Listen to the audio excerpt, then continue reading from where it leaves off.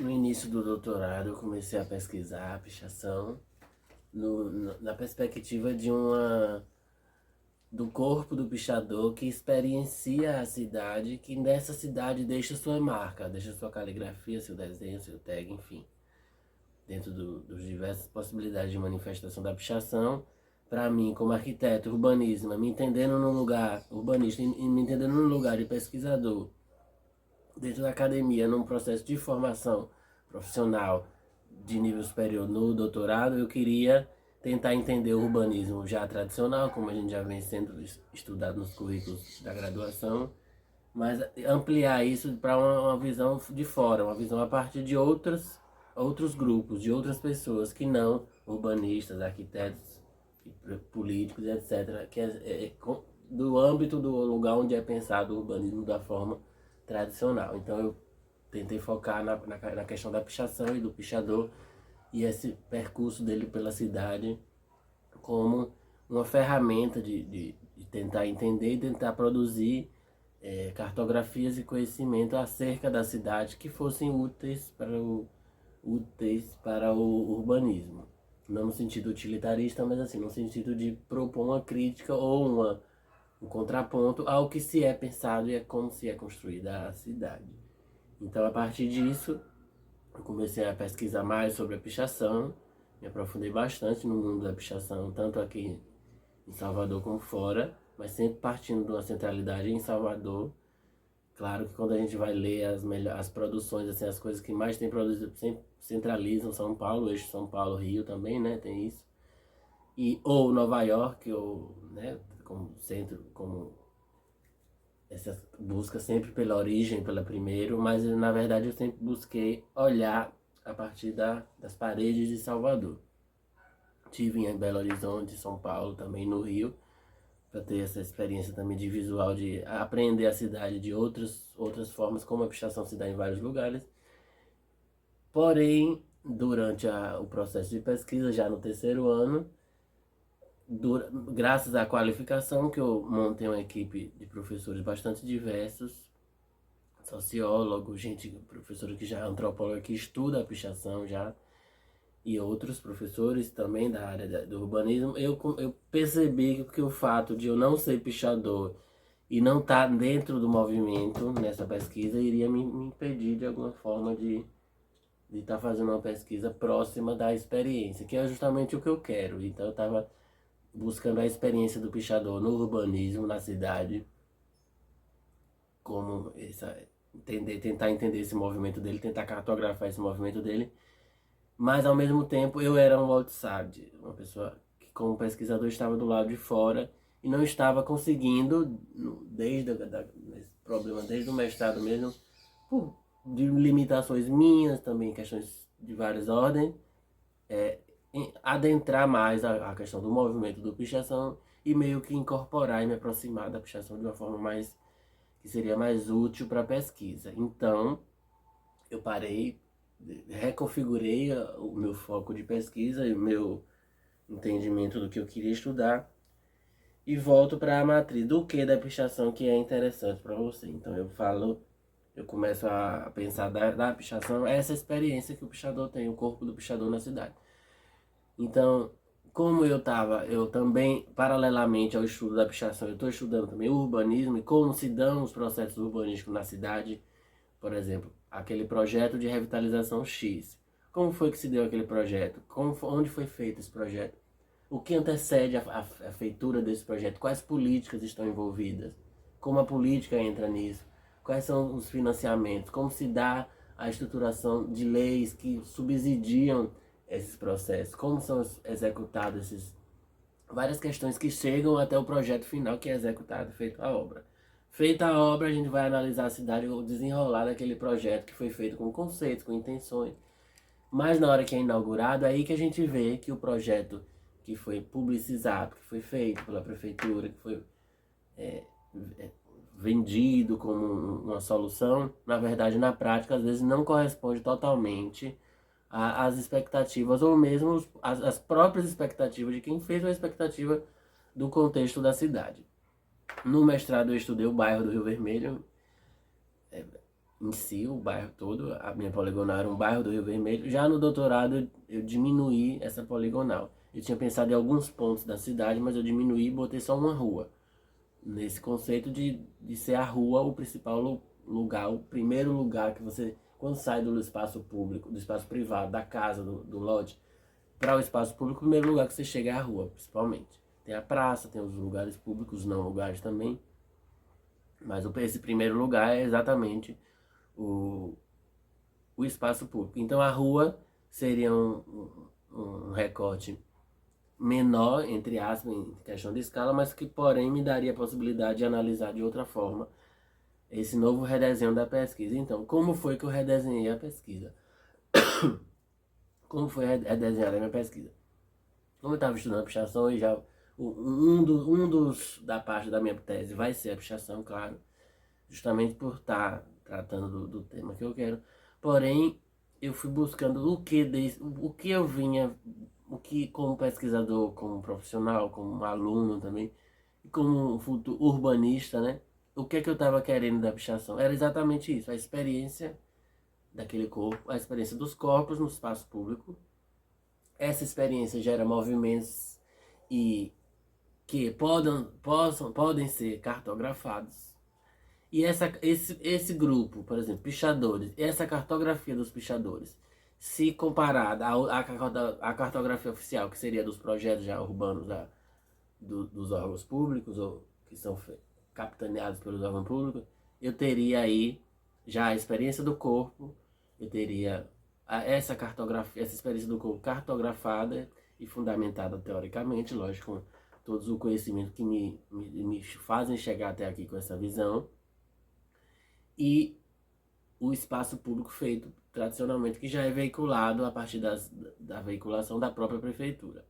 Nesse caso da rua que eu escolhi não tinha projeto assim com 3D nem divulgado na internet, mas foi bastante divulgada a notícia da alteração, no caso da rua da Avenida Joana Angélica, que é o local onde eu vou estudar. Alguns professores perguntaram porque é um lugar central, eu não me saí desse centro, mas é porque eu vejo a Avenida 7 como um lugar onde eu experienciei durante 3 anos da pesquisa, praticamente, eu vivi naquele lugar. E aí eu estava agora me colocando dentro da pesquisa, não só como pesquisador de fora, que analisava a paisagem da pichação e tal, sem ser pichador, mas agora eu estou me colocando na rua como um observador fixo, que participa daquela rua, que vê a pichação naquela rua também acontecer, que é o foco da minha pesquisa, mas que agora não iria buscar entrar e virar um pichador, sim, tentar entender a rua a partir de outros atores também. Então, aí agora eu pensei, como eu vou fazer essas cartografias dessa rua? Uma mesma rua, um mesmo mapa, tem a cartografia já tradicional do Google, qualquer outra cartografia oficial da cidade como ela é. E agora eu queria a cartografia dessas pessoas, desses corpos que vivem nesse lugar.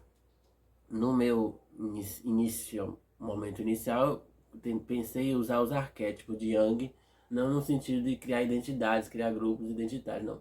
Mas no sentido de criar pessoas e grupos de pessoas que são mais marcantes naquela rua, ou em determinado espaço público, que poderia ser usado em outros espaços públicos, por exemplo. Em um momento do próprio mestrado, eu fiz um trabalho coletivo com alguns colegas que a gente estudou os arquétipos da Praça da Piedade, baseado nos arquétipos de Jung, né, do psicanalista Jung, e pensando também nas questões da paisagem, com o professor Ângelo Serpa. A gente, em vez de criar arquétipos de paisagem, como objetos fixos, montanhas, mares, essas coisas, a gente tentou botar as pessoas nessa centralidade e criou arquétipos da Praça da Piedade. Que são esses arquétipos? Seriam as pessoas que estão sempre por ali naquele lugar. E você só vai aprender isso se você for cotidianamente nesse lugar. Baseado nisso, eu venho para a Avenida Joana Angélica, como eu estava trabalhando lá, era o meu cotidiano aquilo, então eu consegui aprender muitas coisas naquela cidade, naquele lugar, e a partir daí, desse conhecimento do cotidiano, tirar algum conhecimento que servisse para a minha pesquisa, de uma forma mais autêntica, não só pensando em analisar o outro, o outro, quando eu saio de mim para analisar o outro, eu seria o pichador, por exemplo.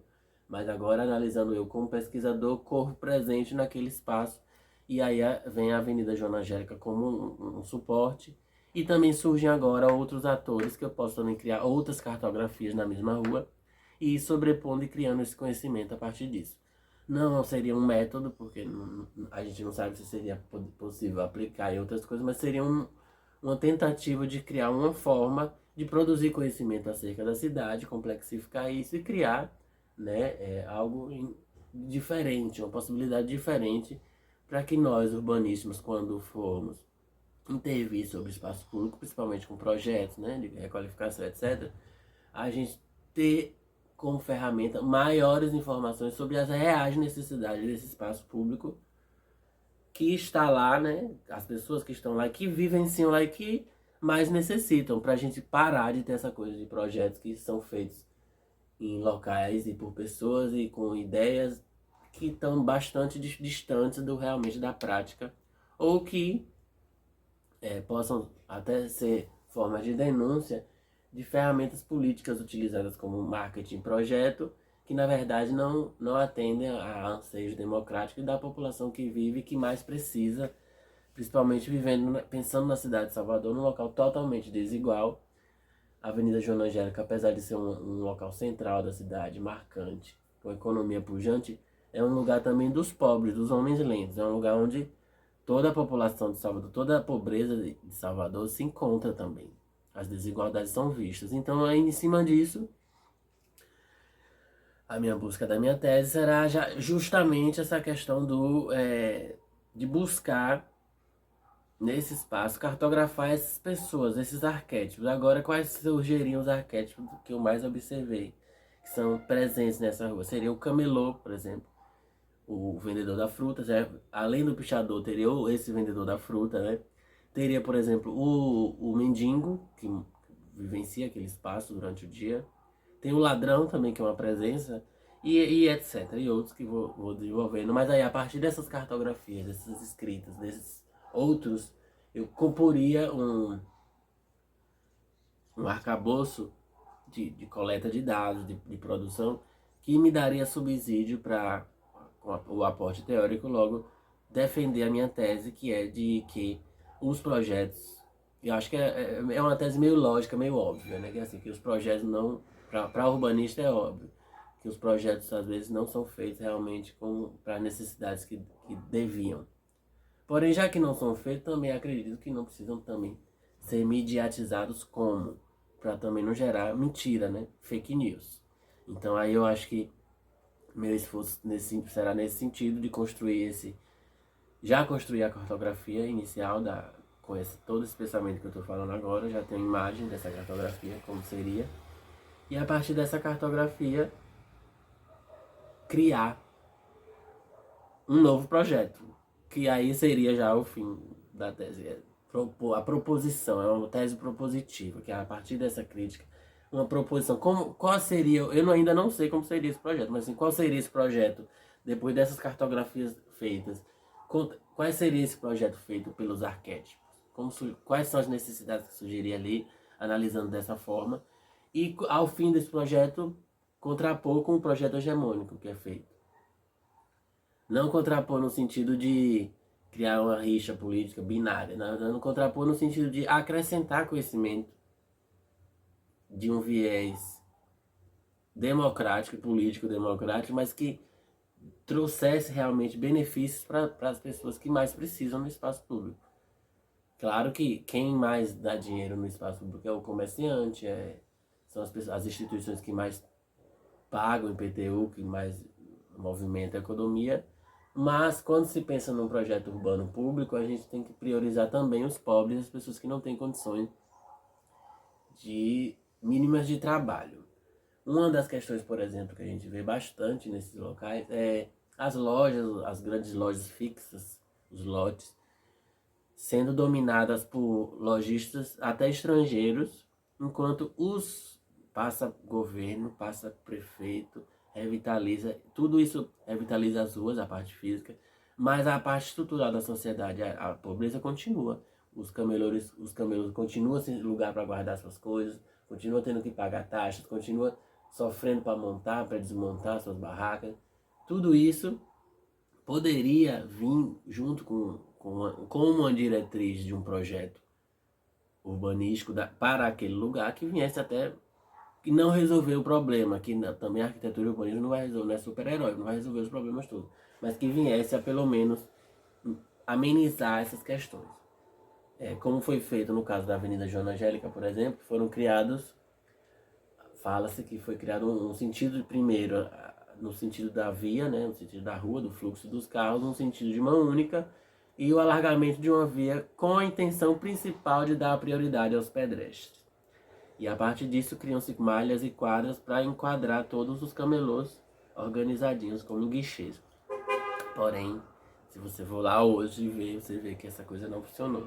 Só funcionou mesmo na notícia e no marketing. Na prática não funcionou. E porque não funcionou, a gente vai ver que talvez, é o que essa tese propõe, seja justamente esse problema de apreensão do urbanista que faz no seu escritório, que vai uma vez só lá no lugar e não apreende realmente as necessidades possíveis de serem projetadas assim, possíveis de ser apreendidas no projeto, para que realmente o urbanismo e o projeto urbano seja uma ferramenta de mudança social e não só de palanque eleitoral ou marketing. Então, para isso, além dos filósofos Deleuze e Guattari, que apesar de não compreender no âmago da alma, me influenciam pela diversidade, pelo conceito de multiplicidade, pelas essas outras cartografias possíveis, e também, lógico, o conhecimento adquirido na UFPA com os professores, e etc. E aí, estou nesse processo ainda. Depois da qualificação 1, vou até chegar à qualificação 2, vamos ver o que eu vou conseguir produzir no sentido de escrita e de estruturação desse tudo que eu estou feito para virar uma tese, como a academia quer. Porque assim, o que eu produzi já é um conhecimento, o que eu já tenho feito é um conhecimento, mas a academia só valida esse conhecimento a partir do momento de eu apresentar uma tese. Eu preciso criar um livro disso, de uma forma bastante científica, bastante estruturada, bastante que dê conta disso tudo. Obrigada.